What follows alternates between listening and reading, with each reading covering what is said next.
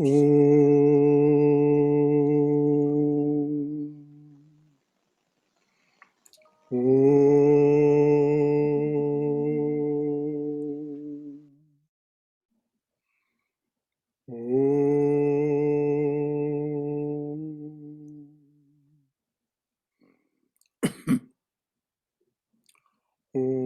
Sahana Bhavatu Sahano Bhunaktu Saha Viryam Karavavahai Tejasvina Vaditamastu Mavidvishavahai.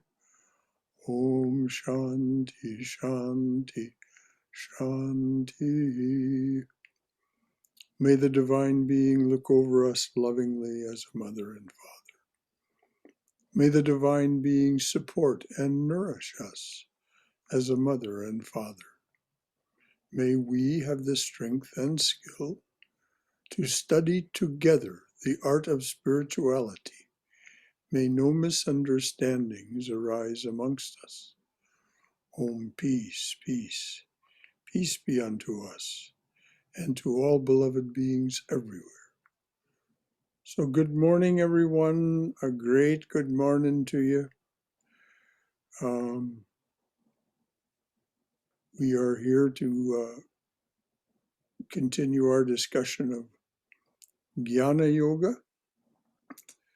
But first, a few announcements. Please visit the center's updated and really altogether new website. Please do take the time to visit. And while you're there, be sure and explore the calendar. The calendar has wonderful new features that allow you to sync it up with your personal devices, add things to your, without having to transcribe them, simply add them to your calendars and so on. It's really a remarkable piece of software. And there's many, many other aspects to it too that are wonderful. Speaking of calendars, you may want to mark your calendar as our plans are now. Our first face-to-face gathering as a congregation will be on Sunday, July 4th. As it happens, July 4th falls on a Sunday this year. So you'll have the Monday off as a holiday, and we'll be able to celebrate Sunday, July 4th together. We should all be fully vaccinated by then. There will be a Save a Saturday on Saturday, June 26th, which normally our Save a Saturdays are on the second Saturday, but we're going to have this one just before the 4th to spruce up the center for this day and the 4th. Those members who have been fully vaccinated will be most welcome. So is there any other announcement that might usefully be made that I didn't think to make? Brother Shankara? Yes. Is there going to be any potluck on that day, 4th July? On July 4th, yes, there will. It'll all be announced in the newsletter, but yes, there will be a potluck. The usual things will be provided by the center. The usual American 4th of July fare, but everyone is welcome to bring anything they'd like. Thanks for asking that.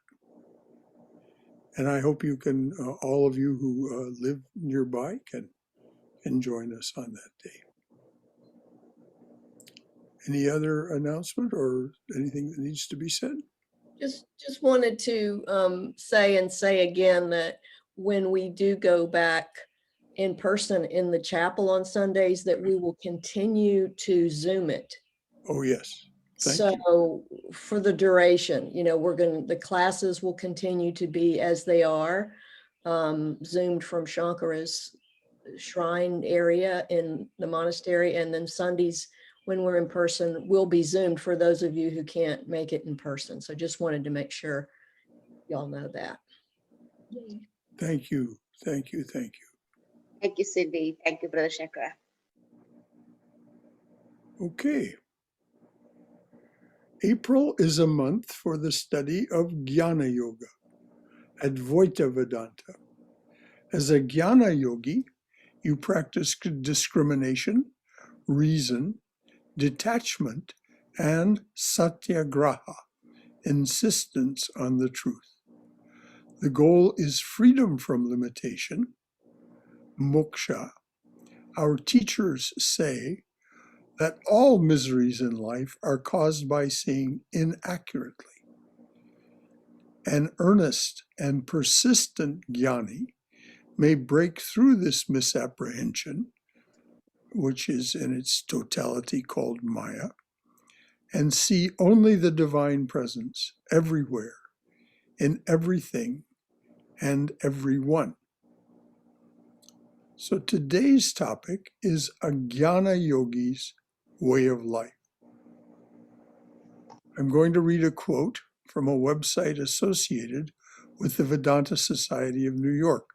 That's the West Side Center, where Swami Sarvapriyananda is currently in charge. So this is the quote.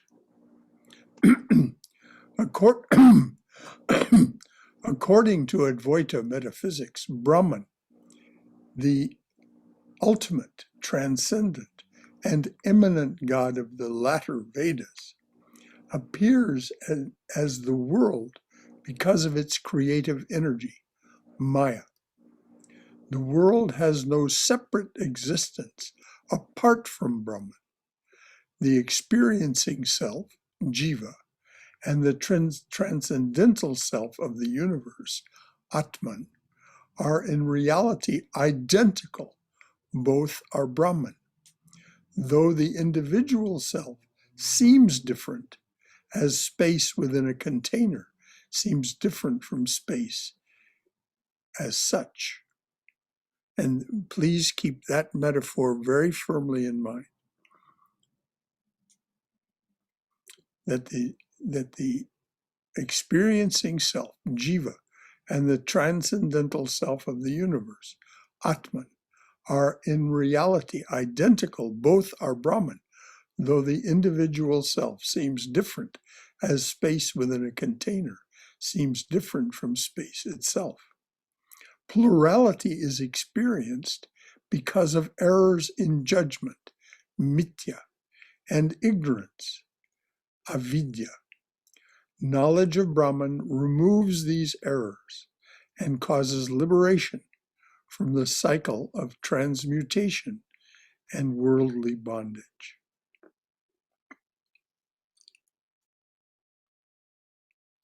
Plurality is experienced because of errors in judgment, Mithya, and ignorance, Avidya. Knowledge of Brahman removes these errors and causes liberation from the cycle of transmutation and transmigration,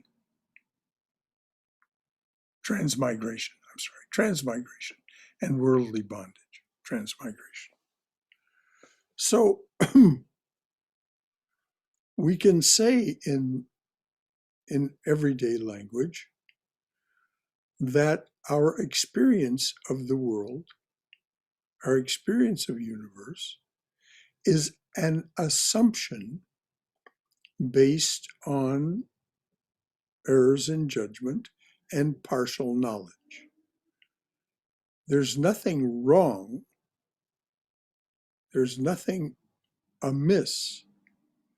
It's simply that we are not yet fully aware of the truth. Now, as we've been told many times, this is deliberate. This is deliberate. But who's deliberating this? It is we ourselves as ātman, as Sri Krishna says in the Gita. The ātman has its own purposes. And so we, as the divine presence, that absolute being in its active form, decided we wanted the experience of manyness. And we'll hear an explanation for how this came about as we go along. So before we begin this discussion of the way a Jnana Yogi might understand and think and live, are there any questions or comments? That this is just so that we're off on the right foot here for everyone.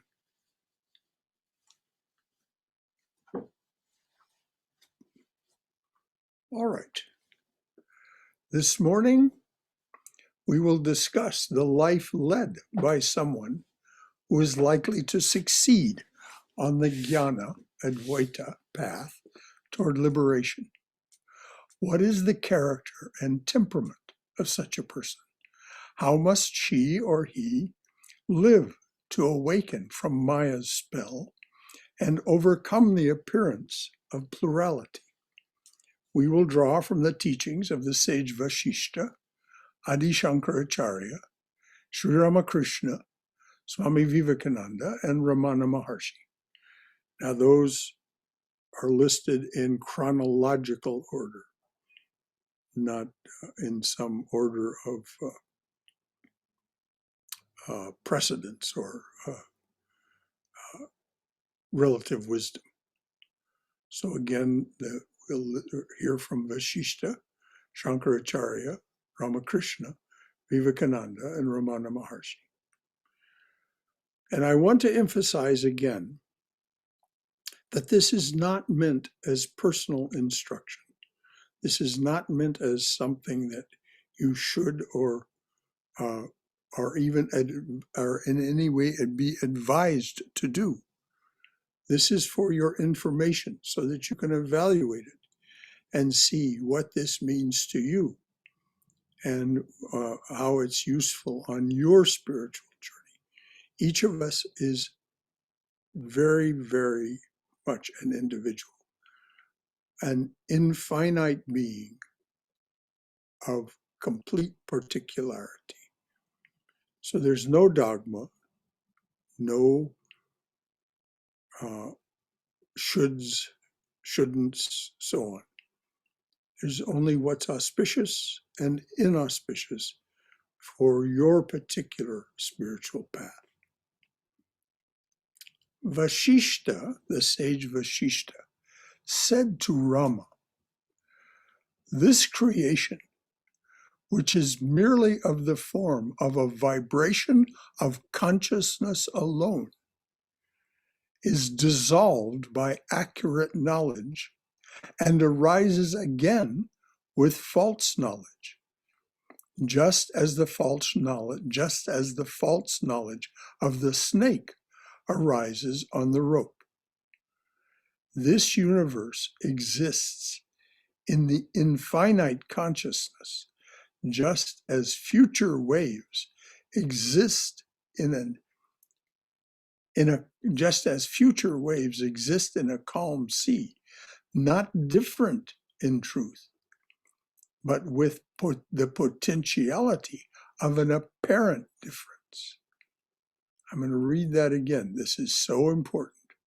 This universe exists in the infinite consciousness, just as future waves exist in a calm sea, not different in truth, but with the potentiality of an apparent difference.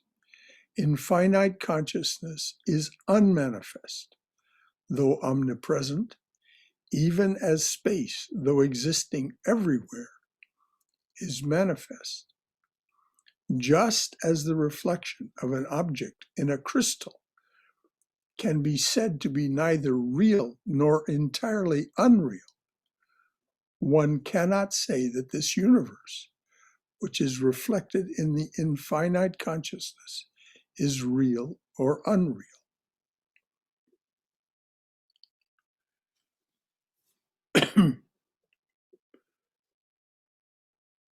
So the calm sea contains the potential of all waves.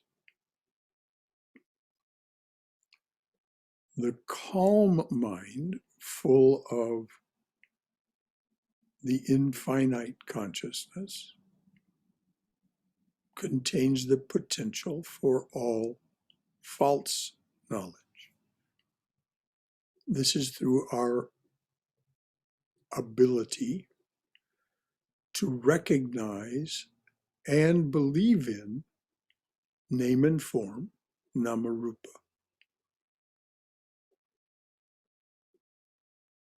And our inherent and self-devised materialism, vanity, and goodness.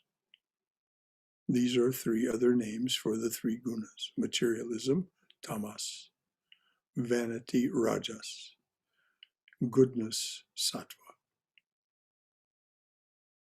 Those are inherent in the perceiving being.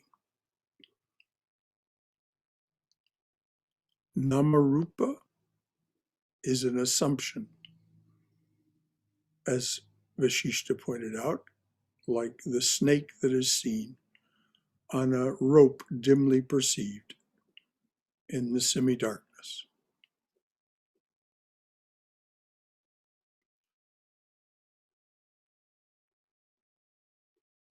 The fact that we continue to make the same, we can say, mistake, that is to say, the wrong assumption, is simply because we have not immersed ourselves in the fullness of knowledge.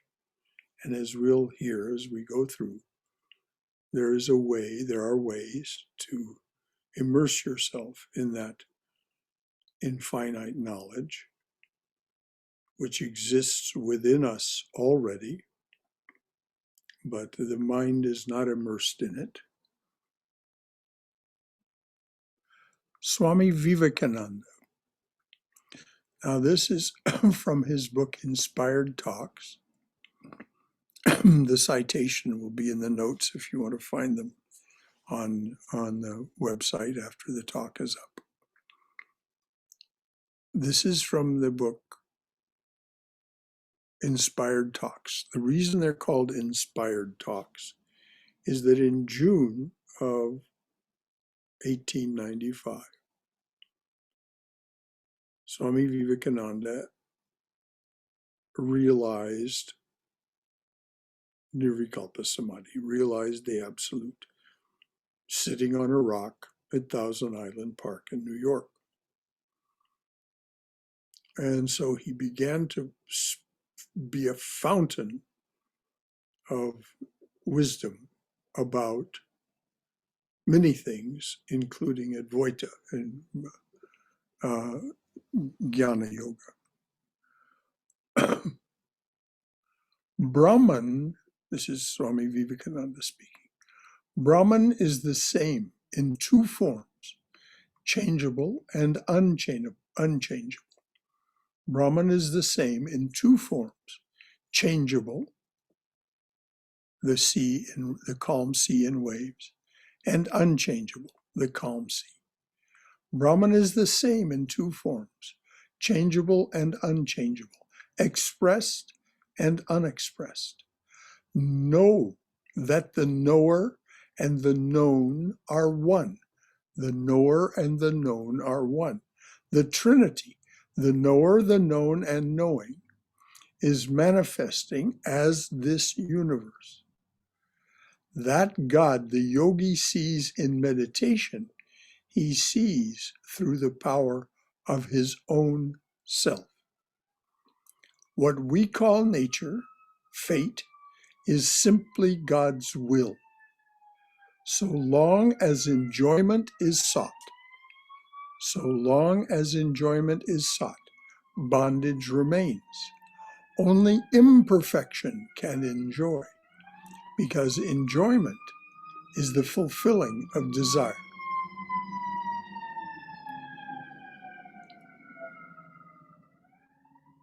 Lots of sirens this morning. So I'm going to read that again.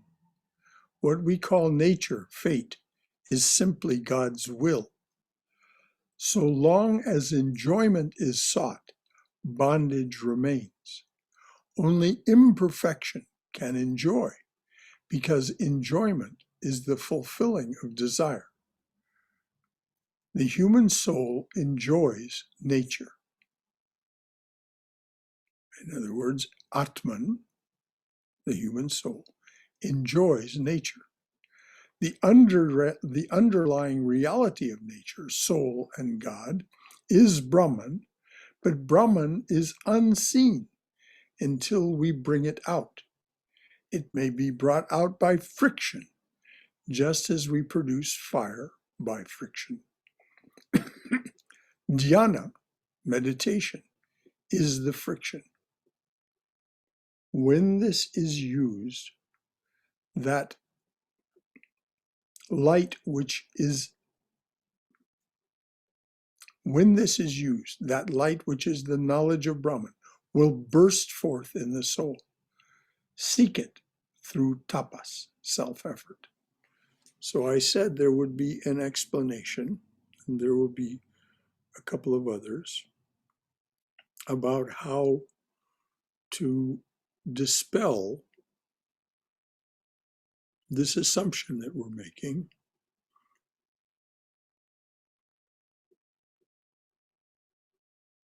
And the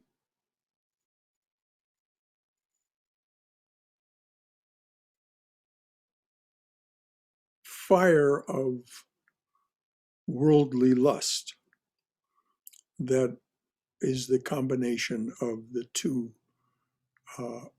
gunas, tamas and rajas. Tamas, under the pressure of desire, becomes active and becomes rajas. And it inflames us. We yearn for things of the world and of enjoyment. And so we distract ourselves from all possibility of, in those moments, all possibility of understanding the higher or transcendent reality. So Swami Vivekananda said, dhyana, meditation, is the self-effort that's required. And it is self-effort. It is something that you do, that you practice. And it does, in time, yield the results of greater and greater knowledge, because it discovers the knowledge that is already within us. That's what the Swami meant when he said the Brahman that the yogi sees in meditation is through the power of his own self or her own self.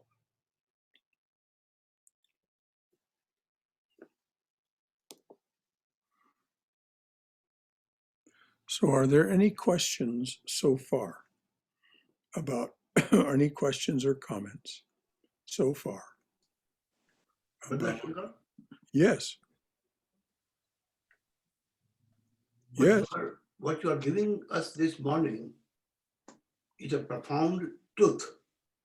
And I try to understand in my way, which I wanted to share, that what you call māyā, I call sensory perception. Mm-hmm. What you call Brahman is extrasensory perception. And our biggest problem of the sensory perception is that we think it to be permanent, unalterable, constant, and stable. Just the way people may think that the waves on an ocean are constant. They are not. You watch for a while and they will go away. But the biggest problem here is that, for example, if a child loses his toy, the king will laugh at him. That, oh, that's only a toy. I can give you 10 toys, don't worry. The child will not be consoled. But the same king, if he loses his crown, then he will cry to the same extent and will be inconsolable. So that is the level of differentiation. If we can see it, and we can see it only through extrasensory perception, not through sensory perception. Because senses are totally undependable. We know it, and still we are slaves to our sensory system. So Yes. perhaps the best solution, I say, that at any particular moment of turbulence, if we ask, is it temporary or permanent? Is it of sensory origin or is it of extrasensory origin? Then we might be able to resolve our own conflicts and avoid so many needless sufferings. Thank you, Bhagirath. That's exactly right. That's exactly right. When we assume that the world that we receive through our action and experience suit, our senses, our mind, our prana, is in any way stable or continuous, that it is reliable, we are making an assumption based on insufficient information. And it will betray us and lead to misery. And so we need to, as Bhagirath said, practice until we're capable of extrasensory perception. And then we are able to see clearly that it is when we begin to be in that witness position, and this will be described later on, as a matter of fact, immediately by Ramana Maharshi, as watching a movie. From that witness position, we watch the movie of existence. As Vishishta said to Rama, this is nothing more than the vibration of consciousness. So just watch it, and don't be bound by it in any way.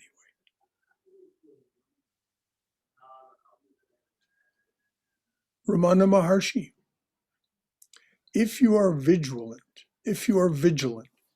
and make a stern effort to reject every thought when it arises, you will soon find that you are going deeper and deeper into your own inner self.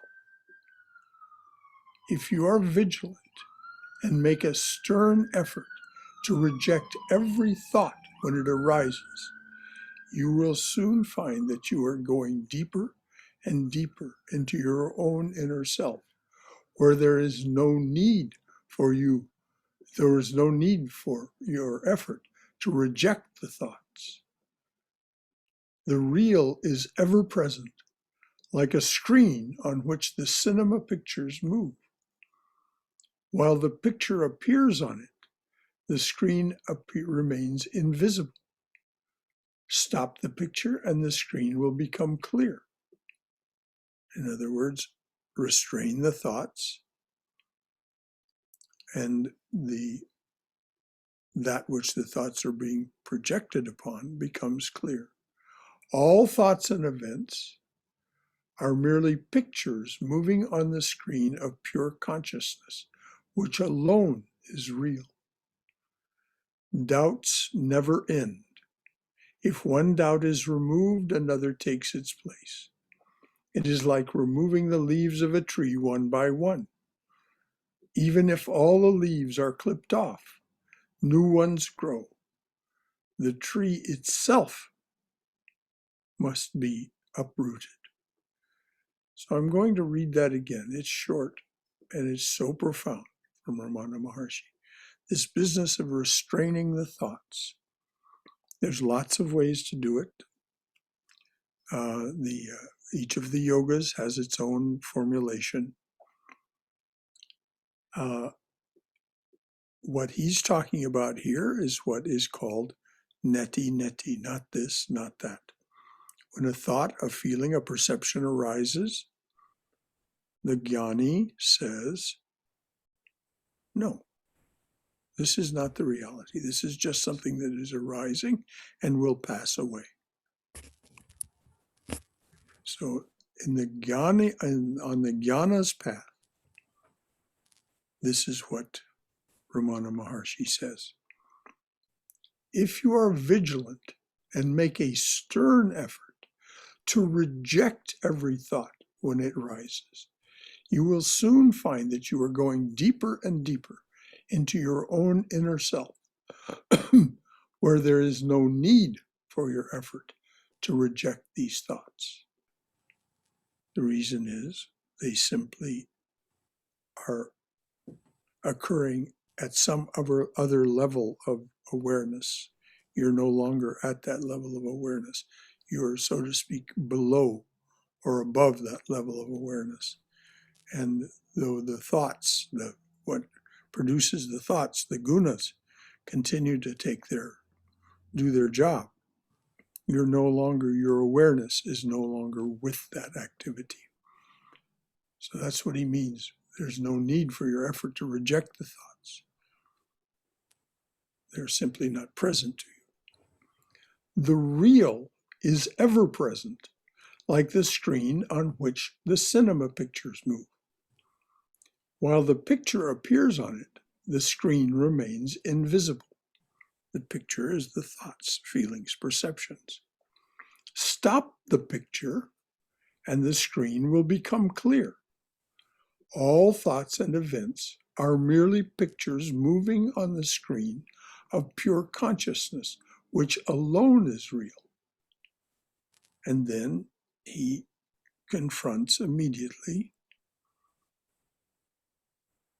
what happens to us as we pursue this business of rejecting thoughts, feelings, and perceptions, or sinking below them, or rising above them through meditation. He says, doubts never end. If one doubt is removed, another takes its place. It is like removing the leaves of a tree, one by one. Even if all the leaves are clipped off, new ones will grow. The tree itself must be uprooted.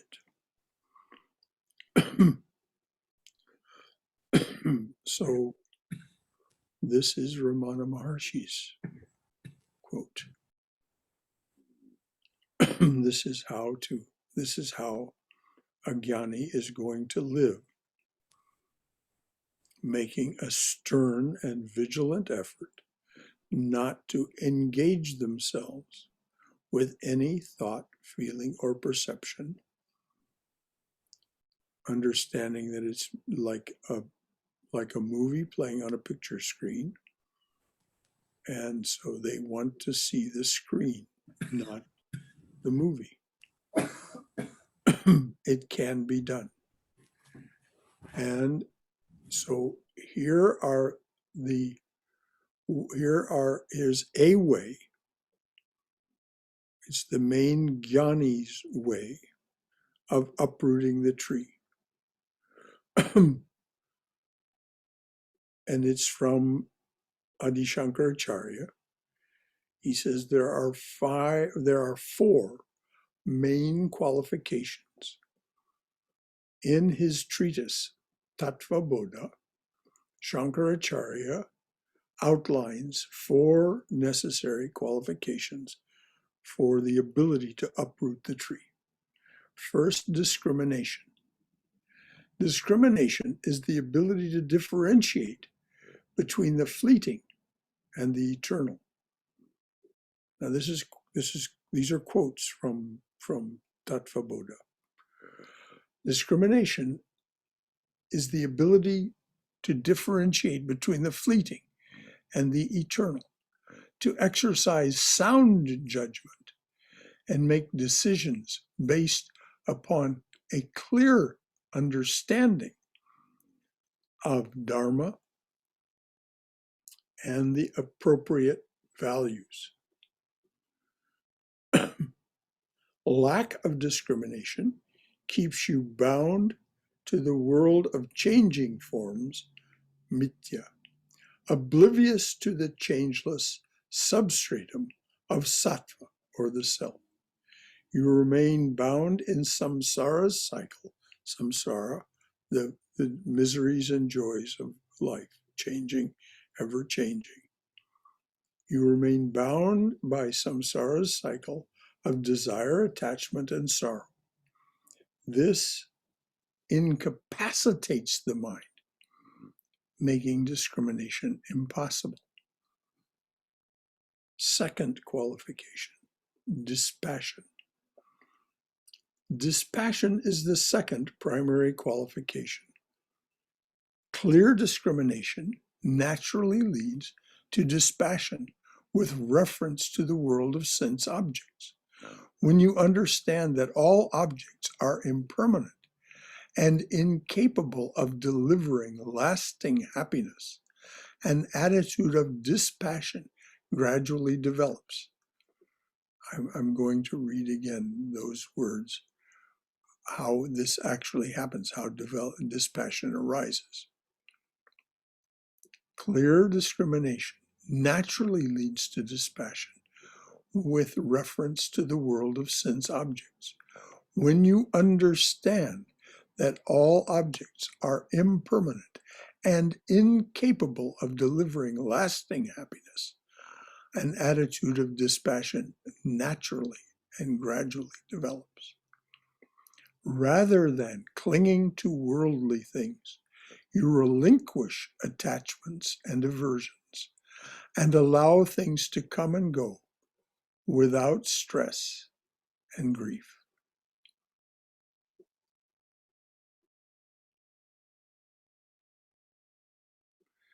Now, this next is a talk all by itself, so I'm going to go through it rather quickly. At some point, we'll do a talk on just this. But this is the third qualification, the sixfold inner wealth. This third qualification describes the relentless application of 6 different forms of self-effort. Mastery of the mind, mastery of the senses, withdrawal from sense objects, forbearance, focus or concentration, faith, desire for liberation. So just a little bit about each. Mastery of the mind. This is what Ramana Maharshi was talking about when he said, you simply learn to ignore all thoughts, feelings, and perceptions. And so you gain mastery of the mind, mastery of the senses, and withdrawal from sense objects simply by those 3. Simply by that deliberate saying no, neti, not this, not that. This is impermanent. This is not eternal. This is therefore unreal. Therefore, I won't engage with it. Now, is this difficult? It is very, very difficult, which is why Sri Ramakrishna recommends a different path for this time. But some people are drawn to and wish to practice this path. And I say more power to them. Let them succeed. So the first 3 qualifications to be able to practice Advaita, the non-dual path, mastery of the mind, mastery of the senses, and withdrawal from sense objects. These are identical, you may notice, with those that are in Patanjali's yoga.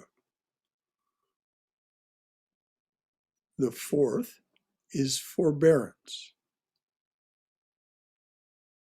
That is to say, you do not react when something happens in your presence. You do not insist on your opinion.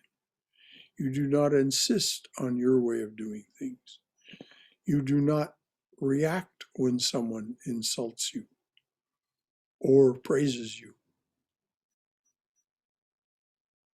You simply forbear reaction. And Sri Ramakrishna says, this is the real crowning jewel, particularly in this time, because we are so dependent on the sense world in this last part of the Kali Yuga. We're so dependent on the sense world and so dependent on stimulation. If we can manage not to react, if we can forbear. So forbearance. 5, focus or concentration. Now this is the step into meditation, concentration. Concentration is defined by Patanjali as the ability to hold one thought, image, sound, whatever it is, for 12 seconds. Now, sometime just count off for yourself how long 12 seconds is. It's not an easy task to hold the same thought for 12 seconds. Many people, and I'm not accusing, I'm simply observing, many people have a difficult time remembering what they're doing, even counting off 12 seconds. They'll become distracted by something that happens in their environment.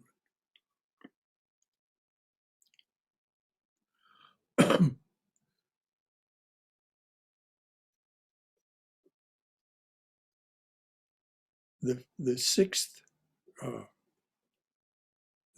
of these qualifications is faith. Now, this translation is of the word Shraddha. Shraddha means more than simply what we normally mean by faith. Faith means an abiding belief. Behind that, and hiding in the word Shraddha, is courage, grit, relentless determination to insist on the truth. That's Shraddha. So faith can sometimes. And I misspoke earlier when I said that one of these, of the 6 wealths, was desire for liberation. That's the fourth qualification. Desire for liberation. Mumukshutva. Without the burning, this is Adi Shankaracharya again. Without the burning desire to be free, you won't devote the necessary time and energy to getting free. Without the burning desire to be free, you won't devote the necessary time and energy to getting free.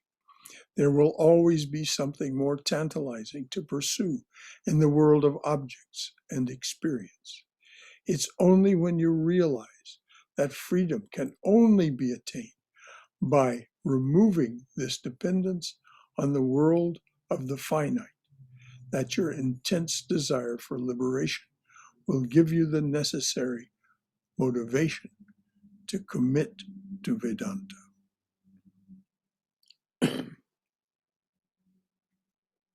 As Swami Prabhavananda calls it in his book, Spiritual Heritage of India, he says it becomes an unbearable ache.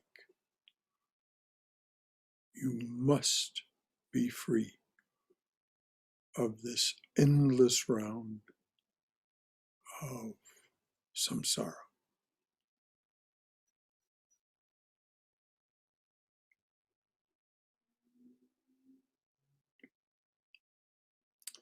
So before I go on to this quote from Sri Ramakrishna, are there any comments or questions about what's been said so far? Yes, I have one. Yes, please, Robert. In the Vedanta, it says a desire is something to be avoided, even the desire for liberation. So how do you, I'd like to hear you talk about that for a minute. Okay, well, you have to first have that desire in order to get you to the space where you see that everything that is happening in the presence of this action and experience suit that you wear is nothing more than impermanence. Then you can release even the desire for liberation, because at that point you have become free. So there's no longer any need for desiring it. But you have to have that desire for as long as you need it to empower your continued self-effort. But yes, at the end, you no longer. Adi Shankaracharya had a student. This is described in the Viveka Chudamani, the crest jewel of discrimination. The student came to Shankaracharya in an accusatory mood and said, "You told me when I experienced the void that I would achieve liberation. I have experienced the void. Where is liberation?" And Shankaracharya simply replied, "Who experienced the void?" And the student was liberated. So yes, Robert, but this is so far down the road for most of us that as a devotee sometimes says to me, "We'll blow up that bridge when we come to it." So this is one of my pet peeves, that there's always a proper time and place for everything. Yes. Yes, indeed. But it's just about being able to know when the proper time and place for a thing comes up. It seems to be the problem. It is easy to get peevish about that, Robert. You're absolutely right. And the thing we have to release is the idea that I will have any influence on whether it's the right time and place. Brother Shankara. Thank you for bringing that up. Yes. Okay. I'm Manjula from Virginia. Thank you. Yeah. It seems like to me, of all the paths, this seems most challenging, even to comprehend the path, let alone pursuing the path.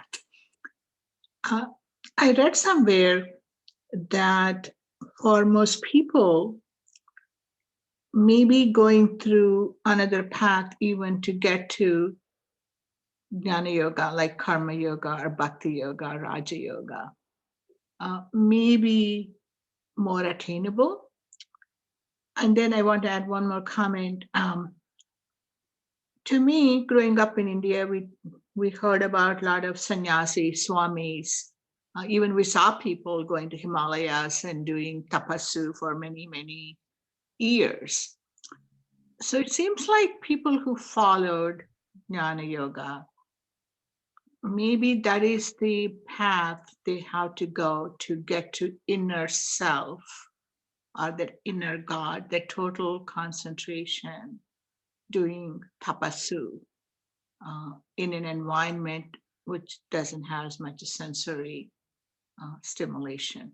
So just sharing my thoughts and asking your guidance.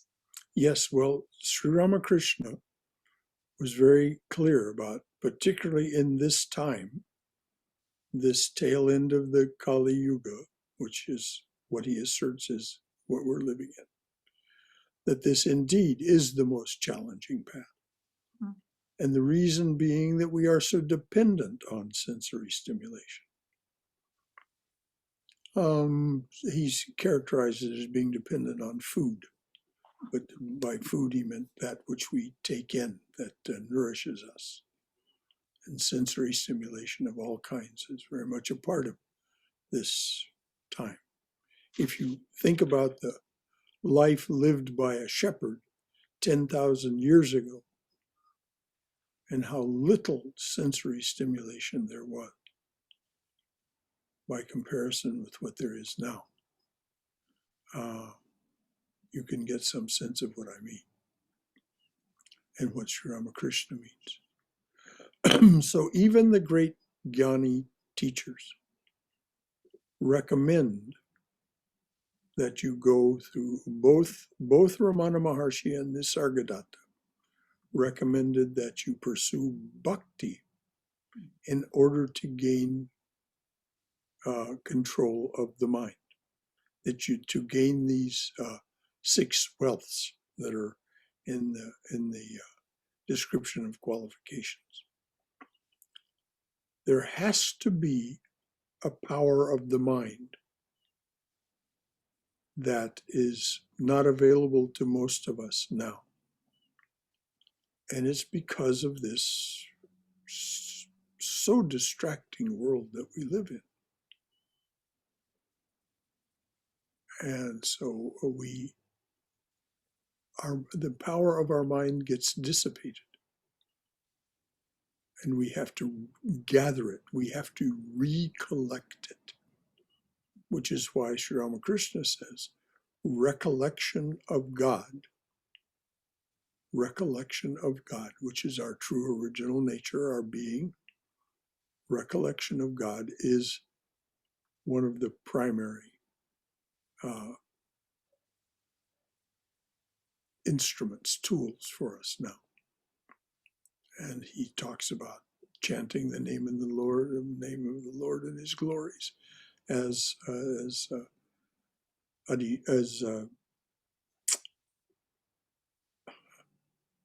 Chaitanya Mahaprabhu did, and so on. And also just simply nurturing the yearning, nurturing that ache, nurturing that feeling that I really want to be free of this sorrow and misery, and for that matter, the joys. Because the joys only promote the desire for more transitory joys, which is why Patanjali says they too are just sorrows in waiting, disappointments waiting to happen. So yes, you're right, this is the most challenging path. And yet, as I said, there are people who are drawn to it, more power to them. Let them make the effort. And at the end, I'll read a couple of quotes from Swami Yatishwarana that talk about this very directly. Thank you. Thank you. Brother Shankara, this is Haima. Yes, Haima. You fertilized our souls this morning, you and Dr. Mazmudar. And I just wanted to add, I was just reading the Sermon on the Mount according to Vedanta this week. Mm-hmm. Henry James Forman, he made a foreword at the beginning of the book. He said, clear your mind from hatreds and resentments, abstain from fault finding and criticism, overcome the ego, that is unhealthy ego, and that is all to sit down in meditation. So to find divinity within self, which is Robert was talking, desire for liberation. And I thought this suits this conversation that we are having. Oh, very much so. Yes, dear. So, These are the ways these are principles of gaining control of the mind. yes, I thought this is just added to, he gave us a clear words, practical way of sitting into meditation just to find liberation, which I Yes. was talking about, desire for liberation. Thank you, Haima. Thank you so much, Brother Shankara, and thanks for all the wisdom today. Okay, well, we ain't finished yet. Anybody else? Okay, this is from the Gospel of Sri Ramakrishna. The Yoga Vasishta was being studied and explained. I quoted from the Yoga Vasishta at the very beginning. The Yoga Vasishta was being studied and explained. M had heard a little about the teachings of this book from Sri Ramakrishna. It taught the absolute identity of Brahman and the soul and the unreality of the world. The master had forbidden him and the other householder devotees to practice spiritual discipline following the method of the Advaita Vedanta. Since the attitude of oneness of the soul and God is harmful for one still identified with the body. So this is so very critically important for us to get. To try and do that satyagraha, that you are not the body but the mind, the soul and Brahman. The attitude of oneness of the soul in God is harmful for one still identified with the body.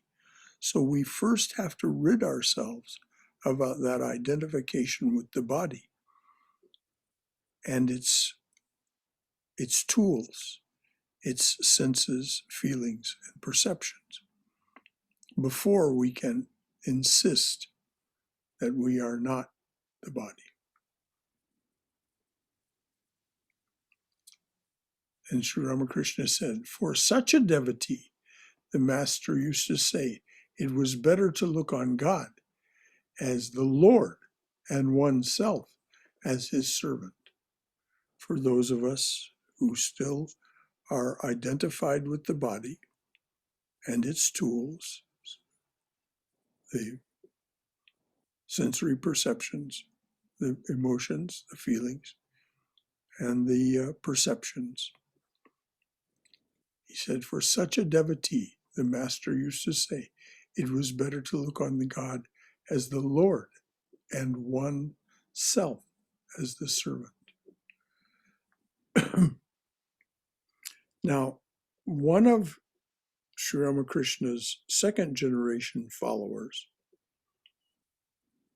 was Swami Yatishwarana.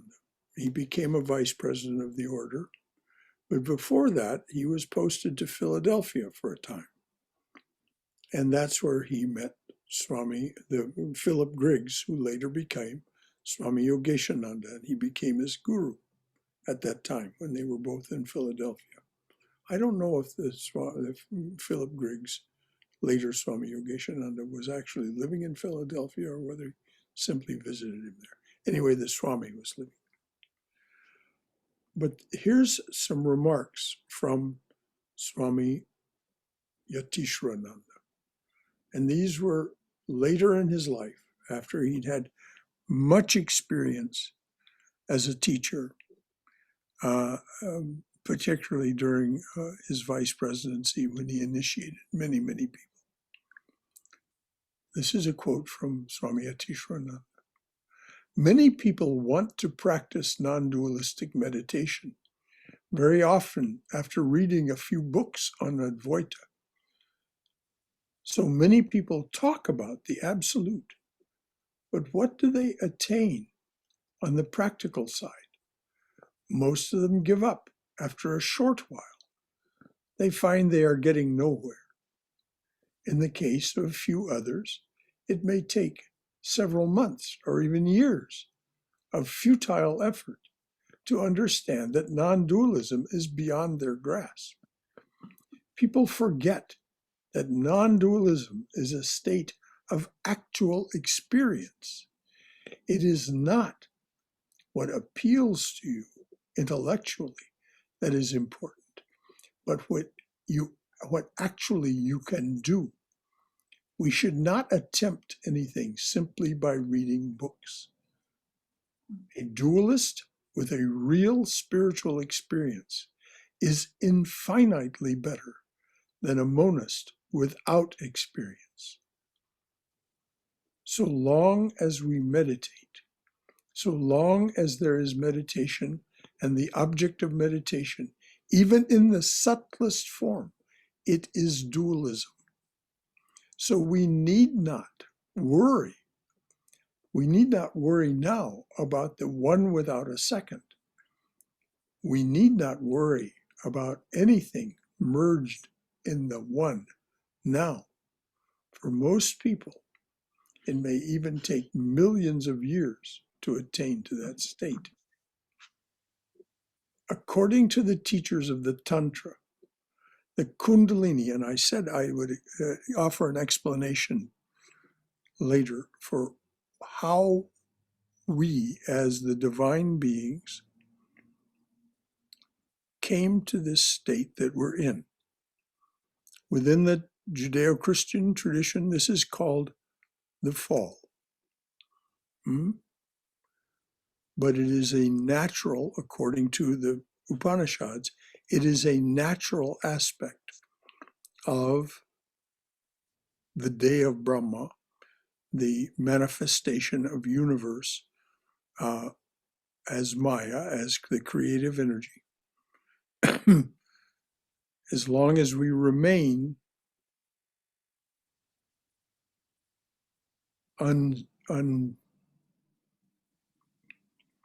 undistracted, as long as we remain undistracted, we cannot participate in this game of manyness that we participate in. So this is again Swami Yatishwarana. According to the teachers of the Tantra, the Kundalini, or man's latent spiritual power, or you may say pure consciousness, which was originally located in the head center, passed down through the spiritual channels called the Sushumna, through various centers of consciousness, and reached the base of the spine. There it forgot itself. There it forgot itself. It then came under the sway of ignorance, was dominated by desires and passions. It forgot the way to go back. The task in spiritual life is to recollect our true nature and raise our consciousness from the lower centers to the higher centers. The heart being in between the lower and the higher, the heart being between the higher and the lower and the higher centers, is to be given preference. It is easy for us to practice our meditation there at the heart. And so in order to gain those wealths, those 6 wealths that are mentioned by Adi Shankaracharya as the tools necessary to make progress in non-dual, on the non-dual path. Swami Yatishwarana says, we begin with meditation on the heart. And this, if you have had initiation from a Ramakrishna order Swami, this is at the center of their teachings. They give you, in their diksha, in their initiation, they give you instructions and a mantra and center it on the heart. And if you read the book about the Christian path called The Way of a Pilgrim, you'll find that that pilgrim who is wanting to know what is meant by the instruction, pray without ceasing, he also is given the instruction by the teacher, a starets, as it is called. His starets gives him the instruction to say the Jesus mantra and bring it to the heart. So, any comments or questions about what you've been left with this morning? Brother Shankara, this is Fred. Yes, Fred. Hello, everyone. Good morning. Good morning. Good morning. What you just said is, I'm new. It's revelatory. The fall, you are fallen, is so much from the Christian background in it. But if I look at it more as you're mistaken, you know, I don't know. It just seems more hopeful that way. Oh, it is much more hopeful, and it is, And, and it is much more natural. It's just mistaken, and you've given a prescription to go higher. So thank you very much for that. I really appreciate that. Thanks. Well, remember that what I was doing was quoting from these great teachers. You can, there was some exposition of what they were saying, but it is these great teachers that give us this guidance. Thank you, Fred. Thank you. Anyone else? And I couldn't agree more with Fred, by the way, that this is a more hopeful way than is normally taught in the Judeo-Christian tradition. There is in the mystical Judaic tradition and in the mystical Christian tradition, there is an understanding that what is said to have happened in the Garden of Eden, in the book of Torah, in Genesis, was a natural thing. That the desire for dualism, the desire to have the knowledge of good and evil, as it is said in the Judeo-Christian tradition, was a natural one. And yes, as Swami Yatishwarana said, it resulted in our forgetting our true original nature. But we, as the divine being, wanted it that way. We wanted the experience of manyness, which necessarily means duality, which means necessarily the knowledge of good and evil. It's just A, B, C, D.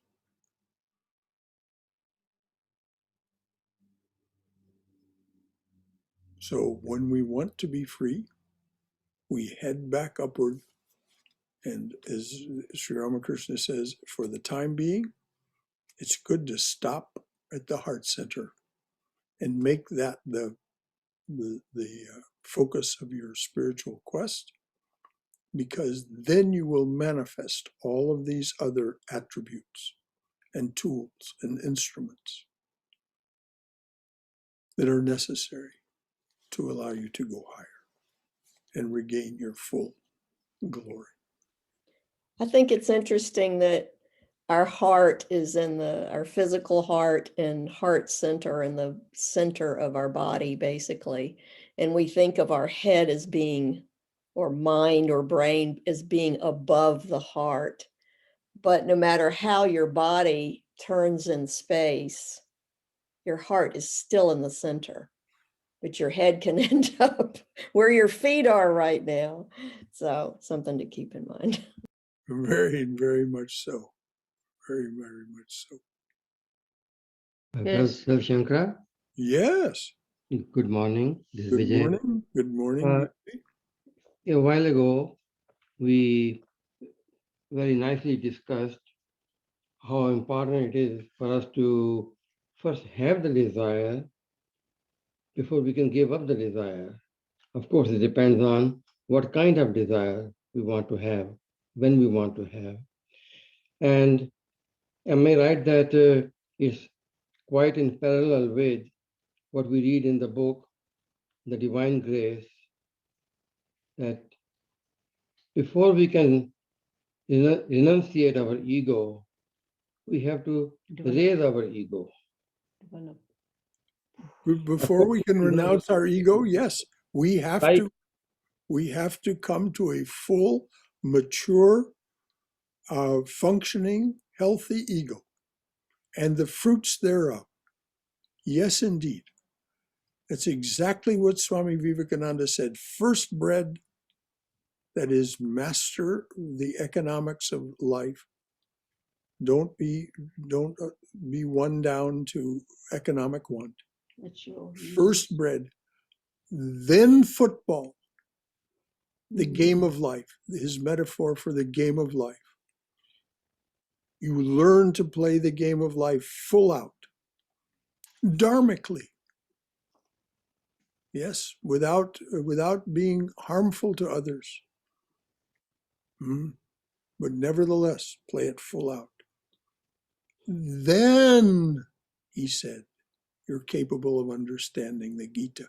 And furthermore, Krishna will come to you, as the book Divine Grace says. Krishna will come to you, tap you on the shoulder, and say, hey, now that you've done this, there's something more. So leave this behind and come with me. And that's what happens when you focus on the heart. And there's an Urdu poet who said, and I'll translate that into English, raise yourself up so high that even God would come to you and ask, tell me, what is your desire? Mm-hmm. Tell me, how did you get here? Yes. Yes. Beautiful. Thank you, Vijay. Brother Shankara, Manjula here. What you just described, Swami Vivekananda said, different desires and different times, and you go up the chain. When you were describing that, Maslow theory came to my mind. Well, yes, this is actually this is Swami Ranganathananda in his book Divine Grace. Yes, Maslow came at this from a Western point of view and came to many of the same conclusions. Yes, thank you. And notice that the pyramid is very wide at the base. And narrows and narrows and narrows and narrows until it becomes one-pointed at the top. That is how our mind becomes one-pointed. And sometimes, excuse me, sometimes we may be at a higher level sometimes, then depending on the situation, we slide back. Well, that's exactly what we slide up. The very beginning quote that I said. Vashishta himself wept when his sons died. Vashishta wept. And Lakshmana, Rama's brother, said, Rama, what's up with this? Vashishta, this man who taught you that, the all of existence is nothing more than a vibration of consciousness, he's grieving over the loss of his sons. And Rama said, oh, brother, you must remember, he who has wisdom also has ignorance. As long as we remain embodied,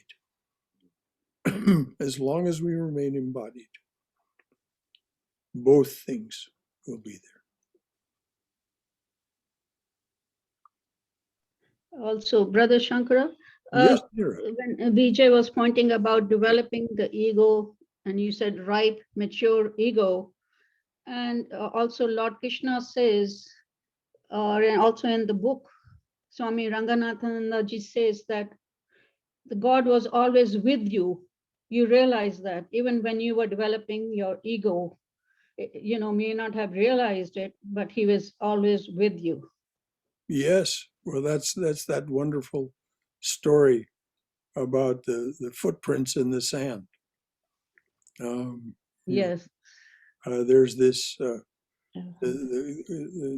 devotee is walking along with the divine, and there's both their footprints in the sand. And at one point, there's only one set of footprints as the devotee looks back, and he says, "What happened to you why is there only one set of footprints?" And the Lord said, "Oh, that's when I was carrying you." So the Lord is ever present. We come and go. We need to be carried from time to time. Amen. And I mean, Brother Shankar, yes, Swayam. if Vijay can go first, I'll go next. Sorry. He spoke up. You go ahead, and then Vijay can go. Okay. So, no doubt that Jnana Yoga, Advaita is an extremely difficult path overall, especially to see the oneness in everything. But listening or doing the manana, Shravana and manana of some of the concepts, like the 3 states or the 5 sheets, does at least intellectually get us closer to understanding the non-reality, so to speak, and in an indirect way helps to get more stronger in the bhakti aspect. You're right, Swayam.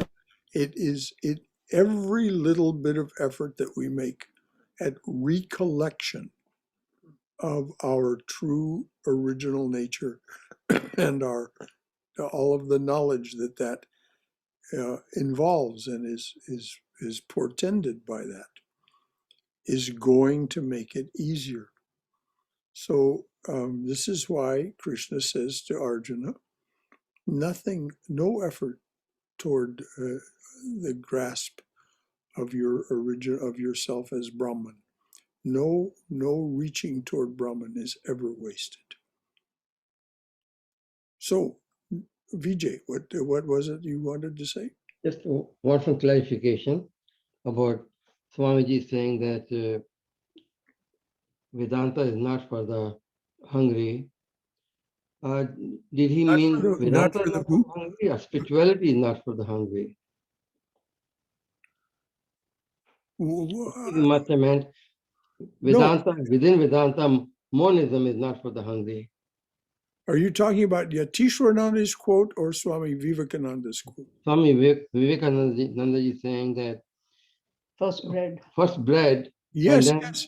Well, if you're always struggling with the economic wolf at the door, can you even begin to start on a spiritual quest?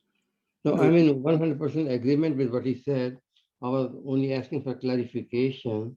Did he mean that Vedanta is not for the hungry, or did he mean spirituality is not for the hungry? He meant everything that is comprised by the Gita, which is Vedanta as well as the other 3 yogas, we may say.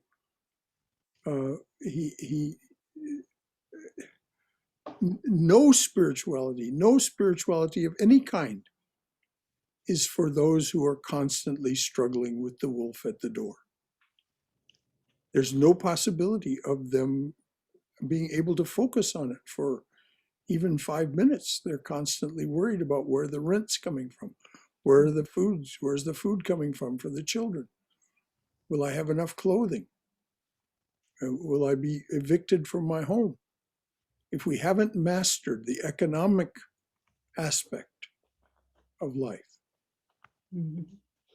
then spirituality or Vedanta or anything at all in this direction is beyond our grasp.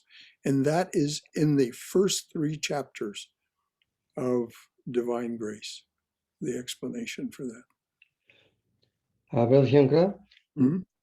the way I understand, gratitude is a very important part of developing our spirituality.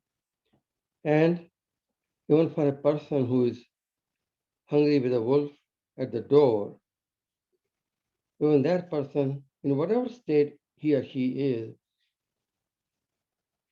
the gratitude becomes a pillar to hold on to, no matter how little the person has. Thank you, God, for what I have. Thank you for letting me pass through this one more day. It's the gratitude that really lets that person survive even the lowest times. PJ, I'll let you argue this out with Vivekananda and Yatishwarana. From here, the understanding is clear that anyone who is constantly in economic want is not going to be able to focus on their gratitude, on their higher self. They're simply not going to be able to.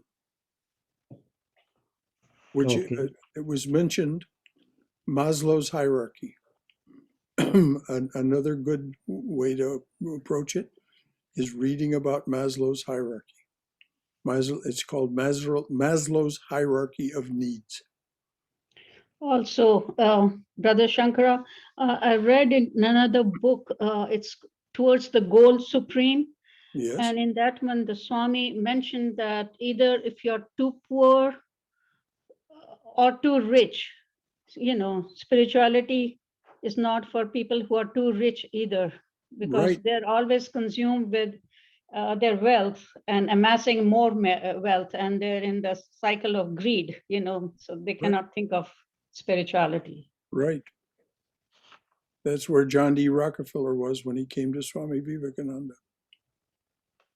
It was eating him alive. Literally, his wealth was eating him alive. Brother Shankara? Yes, Beverly.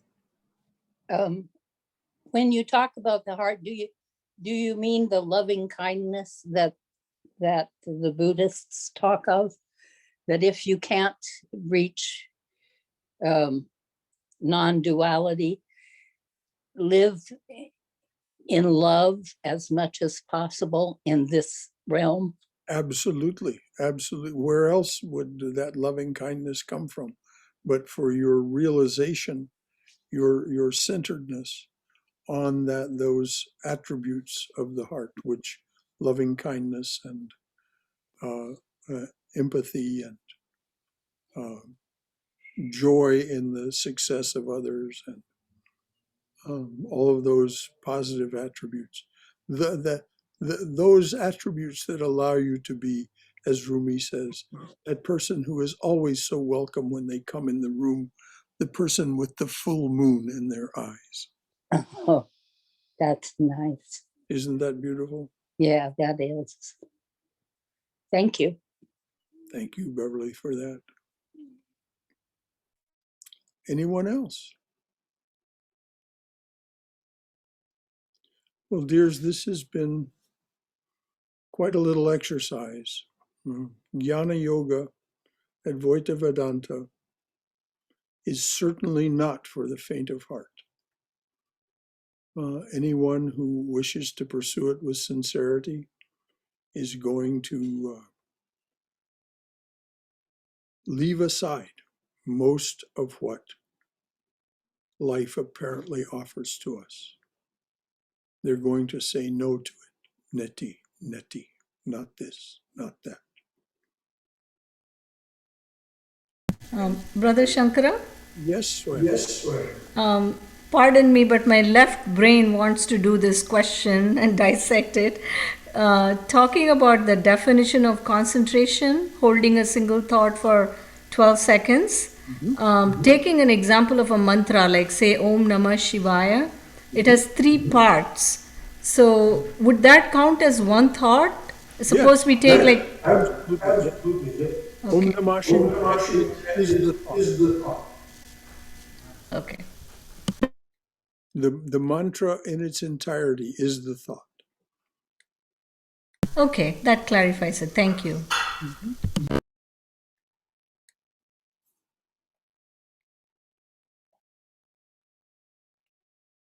Anything else? All right, dears. Thank you for staying with this.